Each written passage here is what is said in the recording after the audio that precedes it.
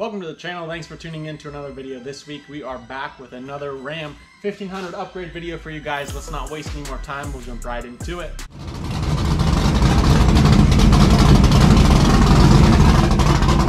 Alright, let's go drag racing. Huge shout out to the guys over at AM Off-Road. They sent us this guy right here. Boom. New grill for the truck. This thing is gonna look awesome. We're gonna go ahead and get the old one pulled off and show you guys how we're gonna slap this one on, wire it up, do all that. This one's got the amber lights up front as well as the light bar here, so I'm super excited. Should look awesome. First thing we are going to do is remove this cover here. It's just held in by these tab deals, so this whole cover will pull right off. And then you'll have access to your grill bolts. This thing comes with some pretty basic instructions, tells you where to remove the tabs. We also have to add a couple brackets to our new grill, but it comes with all the brackets, so we should be good there. And then it just tells you to wire them up. So if you guys aren't good with wiring and stuff, I would suggest having maybe a stereo shop or something wired up for you. Last thing you want to do is mess something up on your truck. If wiring it is too much for you, you can just put the grill on and take it again to a shop and have them wired up for you. Then I have a 10 mil attached to here, and here are your 4 bolts. There's gonna be one right here, one there, and one here. After these 4 bolts are removed, you should be able to just grab the grill, pull it straight out to you, and it should pop out.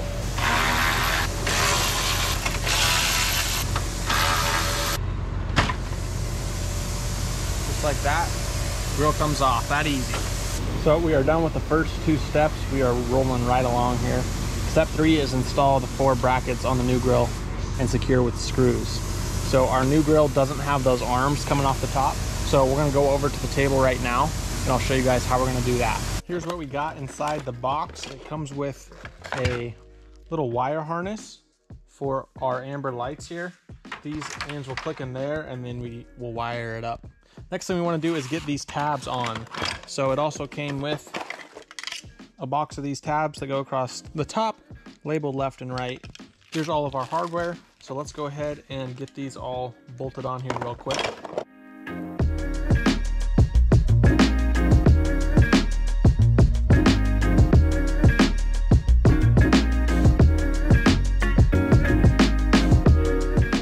Okay, we got these on, got this harness plugged in. Make sure you just don't over tighten these. These are just plastic, so we don't want to accidentally break anything. I think we should be good to go. We're gonna go ahead and go over to the truck and test fit it, and we'll see what it looks like.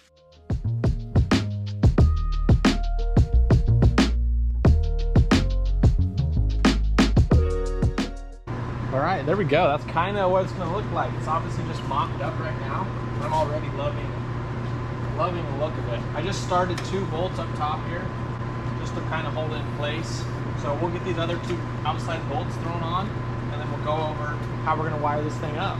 So we can see here on the instructions, it says the red wire connects to accessory, the black wire connects to the negative of your battery. So red is going to be power. How I'm going to set this up. Since we installed this Nylite switch panel, if you guys don't have one of these, I highly recommend you get one. They make a 6 and an 8, a couple different colors. I'll leave the link to Amazon below. But this minimizes having to run all of your switch wires inside the cab. It runs all to one spot. Under the hood here is the box. So every time you want to add something new, you just run the positive wire to your box, which is up there behind my battery, negative to your battery, and boom, you got power. You can run basically whatever you want off these. This makes it 10 times easier rather than going through and wiring a separate switch for everything. So let's go over, I'll show you where we're running our wires for our light bar and amber lights. I have the Boost Auto LumaStep lights on one of my switches that are a rock light.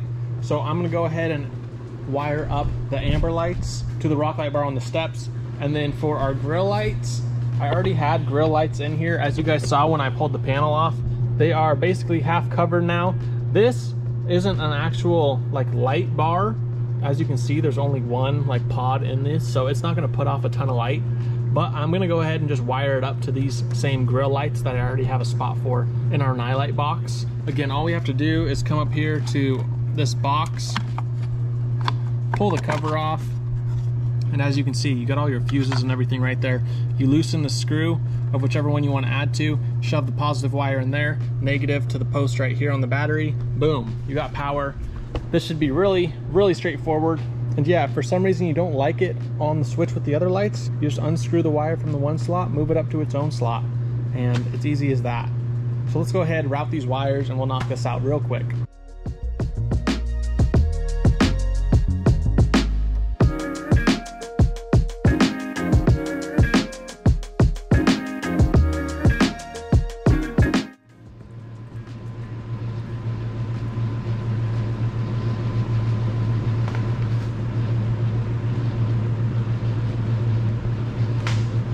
Cool, I like it.